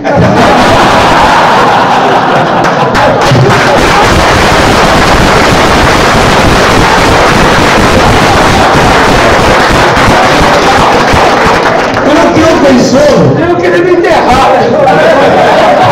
Olha, eu sou uma pessoa muito simples, mas muito transparente. Se você fosse índio, você não estaria aqui. Não posso mentir para você. E o que eu quero dizer com isso? Na cultura indígena, ela tem uma saída assim de consolo. Ele diz que o morto não morre. Você não morreu. Ele não acredita em reencarnação, mas ele acredita que o morto só morre quando todos os seus ensinamentos foram esquecidos. Ou seja, que você pode estar naquele dia que eles te mataram, às vezes você está num caixão lá enterrado, mas está resolvendo problemas que em vida você nunca conseguiu resolver, tipo um laço de família. Você tem um amigo que adora você, outro também, mas os dois não se dão. Mas no dia do teu funeral, eles vão estar lá. O que é isso? É a força do morto. Eles vão estar lá. É a maior chance de um chegar agora, você está perto da família, seu safado, sem vergonha. Não, eles se respeitam. Como se respeitam? De onde vem essa força? Vai do morto. O morto não morre. E o pior, Lembra que aquele cego do nosso tio sempre nos ensinou, não sei o quê? Olha aí, ele deixou os ensinamentos que está ajudando, fortalecendo. Então não tem problema matar ele não. Porque ele não morreu, os ensinamentos dele vão estar prosseguindo. Não adianta lutar, porque a cultura indígena, ela não é uma cultura 100% infanticida, mas ela tem uma grande vantagem sobre a cultura do branco. O branco só aprende a viver. Cuidado com a faca, cuidado com o carro, cuidado com o veneno. Tem medo de morrer. Até os religiosos, diante da morte, lutam, porque não querem morrer, tem medo. O índio não tem medo de morrer, é igual um filho de bang bang mesmo. Que ele vai para cima, toma um tiro no amigo dele, ele vê cair, em vez de ele voltar, ele diz, vou morrer daí. Um dia eu vou morrer mesmo, morro agora. Por isso que existe ainda o suicídio assistido no meio do Guarani. Olha o horário. O Marcos está contando o horário. Hã? Tá, vamos concluir. Aqui, pode passar, não passa não. Na página 57, você vai tomar um susto. Ali, o índio não é analfabeto, mas ele tem formas de comunicação através de fumaça. Pode passar, Marcos? Tem através de grafismos. Tem os códigos de tambores que mandam mensagem. Tem as pirogas. Pode passando, pode avançando. Pode avançar, por favor. Não quer avançar mais? Tá bom? Ali, esses barcos feitos de um tronco de madeira levam 50 índios, mais ou menos. Então, 10 deles conseguem levar 500 pessoas. Olha aí, pode passar. Aí, os índios não são isso, eles são alegres, são pessoas do bem. Não é isso que você vê aí na televisão, que você sempre pega o índio em conflito, em momento de conflito. Conflito é conflito, pode avançar. Nem todo índio constrói oca. Os Guaianabas, eles não faziam as moradas subterrâneas. Olha só por ali embaixo, pode passar. Olha aí, ó. Faziam embaixo da terra, pode avançar. Porque copiavam a técnica do tatu. Os povos da minha mulher, da minha esposa, do Amazonas, Ticuna, não constroem oca, porque eles não conheceram o João de Barro. Lá não tem esse passo. Já os Tupi-Guarani copiam o João de Barro, pegando barro, misturando com capim, estuda o vento, faz de costa para o vento frio do ano, e aí copiam dos bichos. Esse é o culto elemento da Ju, pode avançar? Pode avançar. Eu era muito aprendido no Vilas Boas, pode avançar. Aí eu na casa dele, pode avançar. Aí eu dançando com a Dona Maria de Vilas Boas, lá em casa no Castelo de Noel, filmando, filho dela, não sou muito amigo ainda, pode avançar. Aí está a mulher do Conoé, aquela índio Calapalo, que está do meu lado ali, é a filha da que está de vestido. Antropófagos, já comeram carne humana. Teve um conflito recente na aldeia deles, que os fazendeiros acharam que foi comprada a terra com o índio detetudo. Aí entraram para invadir, teve um conflito desigual, arco e flecha contra arma de fogo. Mataram 19 índios, eles conseguiram capturar um. Levaram para dentro da aldeia, assaram ele e comeram. E ela disse, a carne humana, mesmo assada, é ruim. Não é boa de comer, mas é prazerosa, que você está comendo a carne daqueles desgraçados que matou teu tio, teu pai, teu avô. Quem falou isso foi essa índia que está do meu lado ali, aí sangue Calapalo, para avançar. Aí eu lá em casa, o cacique Pacu, eu de cacique, minha esposa do lado direito, cacique Pacu está sentado, e aquela índia primeira do lado esquerdo é minha sogra, amada, né? As tias estão lá atrás, pode avançar. Eu com o Raul, nós somos muito amigos, ele me autorizou a colocar a foto dele na capa, que ele é a nossa liderança viva mais expressiva, né? Cacique Robson Miguel, cacique Raoni. Pode avançar, pode avançar. Aí eu lá em Belo Monte, sou ativista, também paramos a Avenida Paulista, o MASP, fizemos muito barulho, mas perdemos, não conseguimos parar Belo Monte. Né, o poder, como eu falei para você, com toda a luta nossa para ser ativista, o índio não consegue nada no Congresso, vai avançando, índio não dá volta. Aí é o que eu falei, que ainda tem a opressão dos religiosos, não só evangélicos, como católicos, entendendo que o índio tem que abandonar sua cultura, colocar roupa e passar para a cultura do cristianismo, né? Para avançar, né? Alguns serviços que é imposto aos indígenas, ainda em nossos dias, né, que as crianças não percebem que elas também fazem um trabalho que é meio de escravo infantil, e elas não percebem, né, que tem esses trabalhos ainda nas comunidades. Para avançar. Aí os índios da minha etnia, capixaba. Eu sou capixaba, vem de capixoba. Caá quer dizer mato, apu quer dizer aqui, choba quer dizer milho. Quando chegaram lá, viram os indígenas da região de Vitória, de Cariacica, Catuá, Cubilândia, que viviam do plantio de milho, chamado Caá, que quer dizer mato. Por isso que Ipim, mirim quer dizer pequeno. Logo, capim, mato pequeno. Piná quer dizer cortar, logo capiná, cortar o mato. São palavras indígenas. Caatinga, tinga quer dizer claro, aquele mato claro, caatinga. Capixoba, plantadores de milho. Eu sou capixaba, daí veio do capixoba, capixaba. Pode passar. Primeiro contato que teve com os índios da minha etnia em 1912, para pensar. A espiritualidade indígena, que não acredita em reencarnação, mas crê que os conhecimentos ancestrais podem estar ajudando a fortalecer as pessoas vivas e ainda depois de morto também, para passar. Por isso que eu disse para o nosso ceguinho, amigo aqui, que ele teria uma grande chance na aldeia de falar, pode deixar eu morrer, porque eu não posso dançar, não posso caçar, fico só sentado, não posso fazer nada, eu quero morrer. Não, é verdade mesmo. A minha esposa tem 3 suicidas. Eu posso procriar.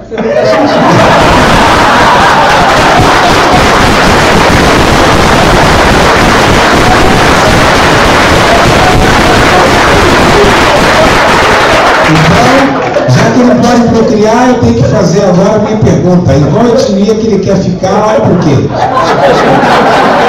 A cultura indígena tem 4 tipos de casamento. Qual é o seu nome?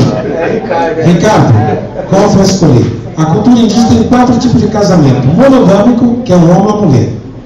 Igual prega a sociedade brasileira, embora nem todos seguem, mas tudo bem. Monogâmico.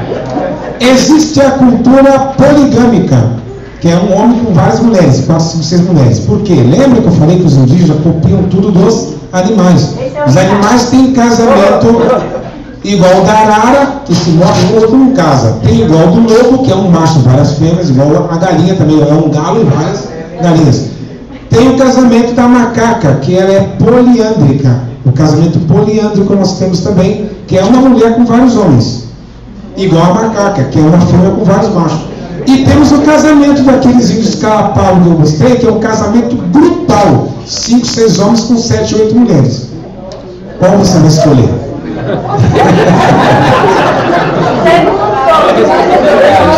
Monogâmico, poligâmico, poliândrico ou grupal? Poligâmico. Porém tem regras. Agora eu te peguei.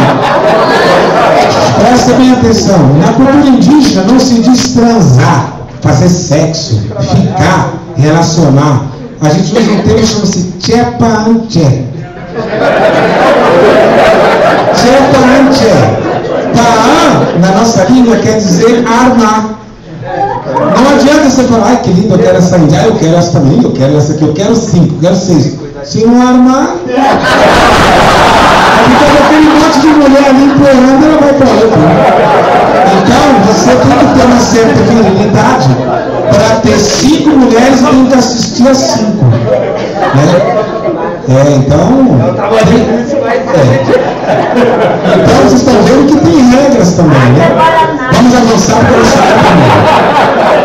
Aí vocês estão vendo que os indígenas se orientam no meio da floresta usando a orientação de 8 constelações. O índio não acredita na translação, só na rotação. Ele acha que a Terra é igual um peão que gira assim e ela não dá a volta em volta do Sol. Coisa de índio. Sabe por quê? Durante 365 dias a ciência prova que você pode olhar no Brasil, no céu, e ver o Cruzeiro do Sul. É ou não é? Que é a constelação mais fácil de você ver. Está aí a prova de que a Terra para o índio não gira em volta do Sol. Por quê? Significa que se o Sol está aqui, de dia onde o Sol está iluminando a Terra, de noite você está desse lado. Quando a Terra vira nesse sentido, você está indo para o escuro e o Sol está do lado de cá. China, Japão, está de dia. Significa que o Cruzeiro do Sul está aqui, ó, oposto ao Sol. Se é verdade que a Terra dá uma volta em volta do Sol, você iria ver outras constelações, menos a Cruzeiro do Sul. Só quando dessa volta lá no Sol e passasse aqui de novo. Então por isso que o índio não acredita na translação, só na rotação. Mas de noite a gente se orienta por várias constelações, como uma bússola. Pode passar. Eu quero chegar. Aí são as armadilhas para pegar peixe, rapidinho, que estamos no fim da palestra. Eu, na nossa aldeia lá de Aracruz, onde nasceu meu pai, como cacique de lá, para avançar, está segundo queria. Por isso que nós chamamos a região de Aribiri, onde eu nasci. Aribiri quer dizer caminho sobre os juncos. Tem uma avenida chamada Sapopemba, é isso aí, ó. Etsá, apó quer dizer raiz, Pemba, Etsá é olho, apó raiz, Pemba é raiz elevada, exposta. A trilha da Sapopemba era cheia de raízes assim, não igual mangue, mas eram expostas. Você trilha de Sapopemba, pode passar. Aí a cena de antropologia, que viveu Hans Staden, na Vila Flávia São Vicente, que os índios acreditavam que comendo o seu braço, se fosse o seu braço, passaria para ele. Comendo o cérebro, seus conhecimentos vêm. Agora vem onde eu quero chegar. Para avançar. Suicídio assistido. Seria um pedido seu, Henrique. Henrique, né? Ricardo. Esse seria o seu pedido.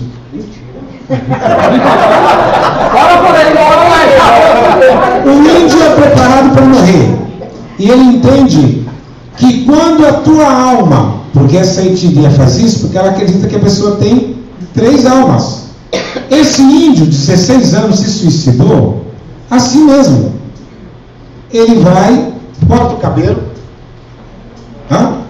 penteia, põe seus adereços, sorrindo, nada de ficar perturbando os outros. O cara está com raiva da vida, perturba a mãe, perturba a mulher, bate nela, bate nos filhos, faz um diabo. Tem que mandar prender. Isso é na cultura do branco. Na cultura do índio, não. Quando esses índios, isso é Guarani, também etnia. Cuidado, mas o índice maior de suicídio está na etnia da minha mulher, que é ticuna, e está na minha etnia Guarani, também porque são as 2 maiores. O que aconteceu ali? Ele, com 16 anos, viu que a alma espiritual dele não tinha mais alimento aqui na comunidade. Não tinha mais o que comer. É como se deixar um pássaro preso, viaja e não traz alimento. O que vai acontecer quando você voltou? Morreu. Não tinha água, não tinha comida, não tinha como sair dali. Ele sentiu a pior solidão, que é a solidão no meio da multidão. Tanta gente perto, você está sentindo só. Muitos daqui já sentiram isso. Mesmo sendo cristão, horário, parece que Deus ficou longe, não queria nem te ouvir, vontade de morrer, não, vou deixar meu oi sofrendo. O índio, ali com 16 anos, a alma espiritual dele alimenta de quê? Do cântico, da dança, do amor. Ele não amava mais ninguém, não tinha raiva de ninguém, não queria cantar, não queria dançar, não queria fazer nada, ficar isolado lá. Não tinha mais alimento material, ele não queria comer, está magro, começou a perder peso. Vamos comer? Não, não quero. Quer uma banana? Não, não quero. Quer? Não, não quero. Quer peixe? Não, não quero. Depressivo, a depressão gravíssima. Quem já sentiu isso? Perde a vontade de comer, vai emagrecer, está triste, está angustiado, aí alguém vai orar por ele. E a alma cultural dele, que se alimenta do canto, da dança, da alegria, das festas, ele não queria mais dançar, não queria cantar, não queria falar com ninguém. Ou seja, ele virou um morto-vivo. O que ele fez? Gente, já tem tempo assim, não dá. O pai já foi lá, conversou, os pais falaram: mãe, vai sofrer, você vai morrer, a mãe vai ficar triste, com saudade de você. Nada disso alimentava a alma dele para ele querer dizer: tá bom, eu vou mais dar uma chance para mim mesmo, quero viver. Não, ele decidiu, quero ir embora para a casa dos espíritos, que acredita ele, que morrendo aqui você vai morar na casa dos espíritos. Como aqui está ruim, você vai para lá que ela está melhor. Ele foi, despede de todo mundo, sorrindo, sem brigar com ninguém, em paz, faz um cântico assim. Vou cantar o cântico da morte. Chorando.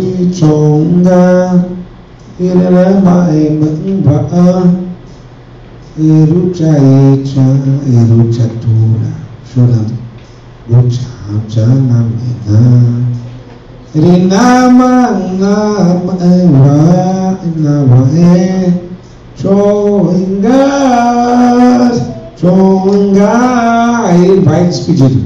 Ele está dizendo: meu Senhor, Pachori Chonga, quer dizer, meu Senhor, não dá mais para viver nesse mundo. Não estou mais feliz. Se tu me queres de verdade, então me leva daqui deste mundo. Já estou indo.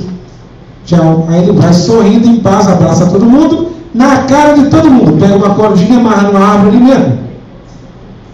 pendura no pescoço e ajoelha. Ninguém pede, ninguém faz nada. Aí foi o agente da FUNAI visitar uma óbito periódico, viu o índio pendurado lá, mandou chamar a guarda para poder retirar o corpo e fazer o relatório. Senão ficaria lá. Depois vai, queima, joga no rio ou enterra, alguns enterram. Guarani, da nossa aldeia aqui do Brasil, 16 anos.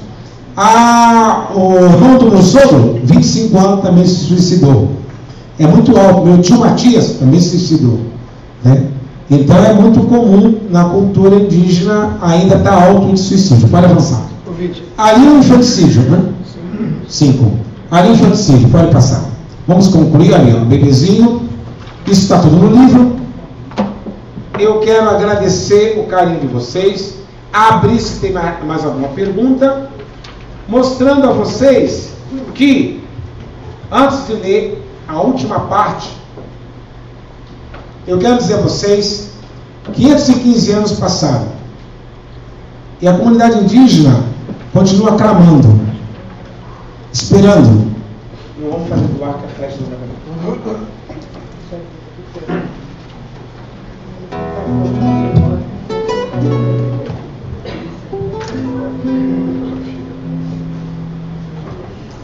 Esta obra de reflexão está no CD. Eu tenho para vocês alguns presentes.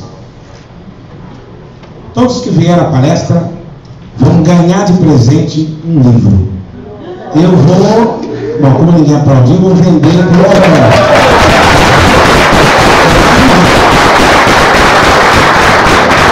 livro está à disposição de vocês. Eu vou estar cobrando R$50 pelo autógrafo. O autógrafo não vale R$50. O livro é polêmico. 5 minutos para me dizer outras reflexões. Neste livro, o viajado brasileiro Luiz Robson São Miguel, assim que nos fala, é cafuso, missionário negro com índio e membro do Instituto Histórico Geográfico de São Paulo. Convido vocês para dia 18 da semana que vem assistir o lançamento lá no Instituto Histórico. Eu tenho minha sala do terceiro andar inteiro só de cultura indígena, minha de Juruábe, com museologia. O Instituto Histórico é o mais antigo do Brasil, é de 1 de novembro de 1894. Lá sentou Teodoro Sampaio, Rui Barbosa, Padre Antônio Feijó. Fica na Praça da Sé, na Rua Benjamin Constant, 158. Você vê um coquetel lá, das 4 às 8 da noite, na quarta-feira da semana que vem. Eu estou fazendo lançamento, já gravei o programa da Danilo Gentili. Quem quiser assistir, vai passar dia 17. Foi uma bagunça, legal o lançamento. Fiz o lançamento para Dilma Rousseff e entreguei sexta-feira lá nos Jogos Mundiais Indígenas. Quem quiser conhecer meu trabalho, vai no YouTube e coloca Robson Miguel. Vocês vão ver 5 vezes no Jô Soares, na Hebe umas 2 vezes, na Ana Maria Braga umas 3 vezes, 11 vezes no Rony Von, programa do Rolando Mondrinho umas 2 vezes, Rodrigo Faro, meses atrasados, 2 vezes já estive lá, quando era ainda o melhor do Brasil. Enfim, Mariana Godoy, tem várias mídias. Se quiser saber sobre a cultura indígena, coloca assim, Cacique Robson Miguel. Nós vamos tomar um susto, vou lá no Congresso, lá no Jô Soares, de Cocaro, lá. E este livro é polêmico, porque ele diz, ele escreve que sempre você quis saber sobre os índios, mas desta vez contado por eles mesmos, sem rodeio.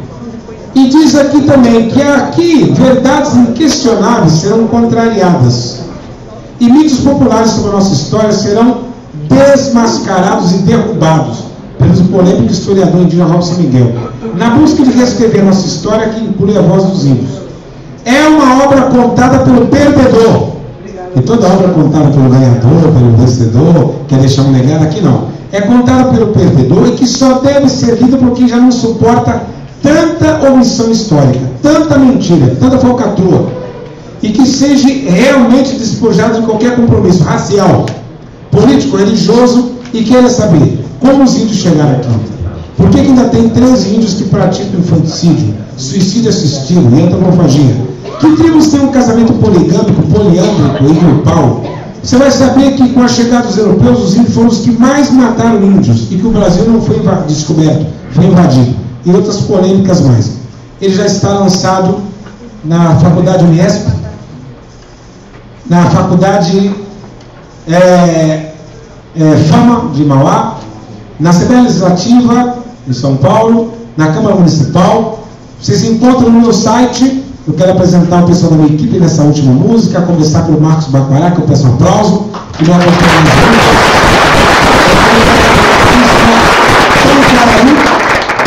e ativista da comunidade indígena. Quero apresentar para vocês também, com muito carinho, a pessoa que me acompanha na área de comunicação digital, uma empresa que vocês que quiserem fazer um site bem feito e tem toda uma assessoria séria. Vocês procuram a Artnet Digital, uma pessoa do Marcelo Miscola. Quero convidar para vir aqui. A minha fotografia de imprensa fica sempre a cargo desse pessoal que virou minha família. A Edmara e o meu fotógrafo especial, Anselmo. Vou vir aqui na frente também, bonitão. E a minha secretária assistente, Ramali. Quero convidar para vir aqui a pessoa que sem ela a me dar um voto de confiança e dizer, eu vou escrever o que esse polêmico quer dizer e vou aguentar. É uma mulher bonita, de coragem, inteligente, brasileiríssima, ousada. É a presidente e proprietária da editora gaelidasletras.com.br, que está fazendo com que esse livro já está em toda a livraria Saraiva, está na Walmart, está na Zoom, está já à disposição de vocês no meu site também, www.robsonmiguel.com.br, que é a Eliane Mesiane. Vem cá, sabendo que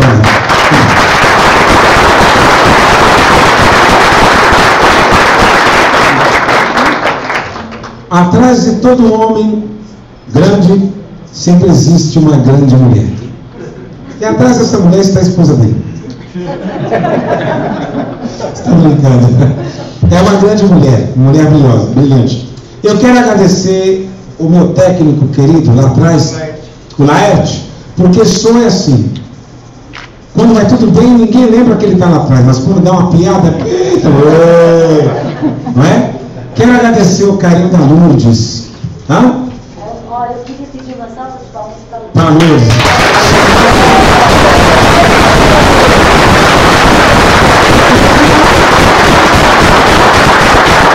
Ela é a pessoa culpada de eu estar aqui. Vem do meu lado direito aqui. Mais um aplauso para a Lourdes.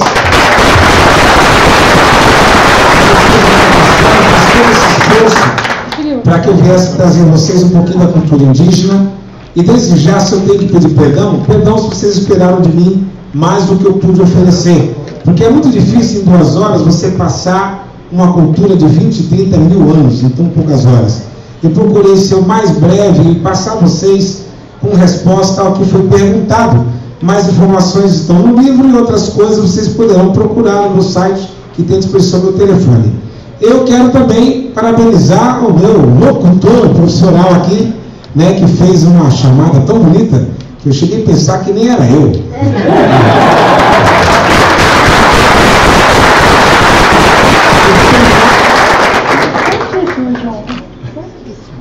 Olha, eu quero também agradecer de todo o meu coração a uma pessoa que fez a entrevista, fez a chamada, pessoal de jornalismo da cidade, a Rádio Metropolitana. Palinho,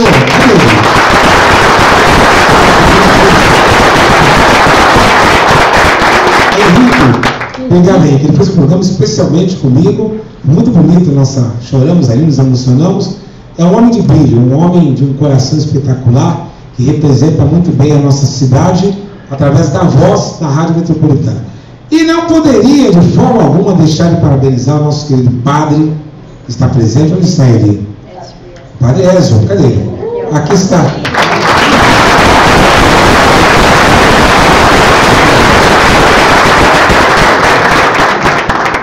Dizendo a vocês que, além do padre Ezio, nós temos todo o pessoal da faculdade. Está sendo registrado aqui na Câmara, hein? Da nossa faculdade Paulo VI. A nossa diretora, que está ali também, né? O diretor é o nosso Paulo, perdão.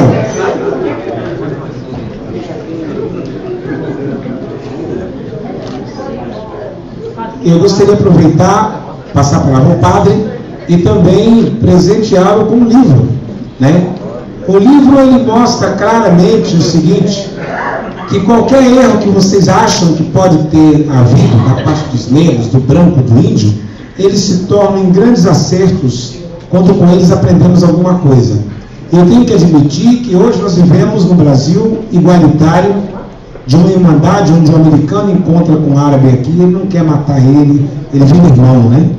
Existe essa irmandade, isso graças ao serviço que as instituições vêm prestando em todos os segmentos. Eu quero aqui presentear o nosso querido padre com um livro, né? E passar a ele a palavra.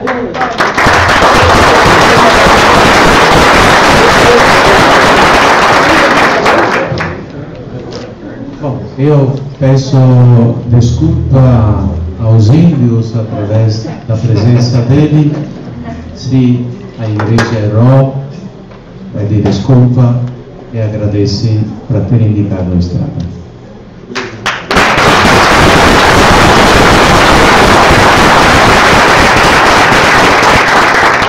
O perdão é algo de Deus, não é? Seria de nós se Deus que é forte não perdoasse nós que é fraco. E sobretudo, só Deus para fazer parceria com fracos. Porque eu quero estar do lado do mais forte, do mais bonito, do mais inteligente. Mas Deus, com sua misericórdia, não se importou em ser nosso irmão, enviar Jesus e fazer de nós isso aí. O perdão, né? Você está perdoado, nosso padre.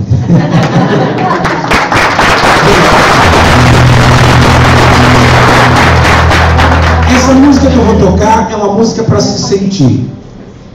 Você não. Os que estiveram aqui à frente foram registrados. Para isso, rever nossos conceitos e recomeçar. É uma palavra que jamais deve sair da vida de alguém que quer ter vitórias. Eu tenho aqui à disposição de vocês CDs a R$20. A Cláudia já está lá fora. Esse DVD eu gravei o ano passado na Suíça, dentro de 3 castelos da Suíça no meu tour, pela Itália, Torino e também na Espanha. Esse CD, muito bonito, conta um pouco da história da nossa cidade de Ribeirão Pires, em forma de música, num showzão ao vivo. E aparece minha esposa Viana com o grupo indígena cantando também. Esse DVD está com 5 estrelas na Amazon.com, presente em 87 países, pode olhar lá, legendado em inglês, muito interessante, conta um pouco da minha história, eu vi cacique na aldeia também.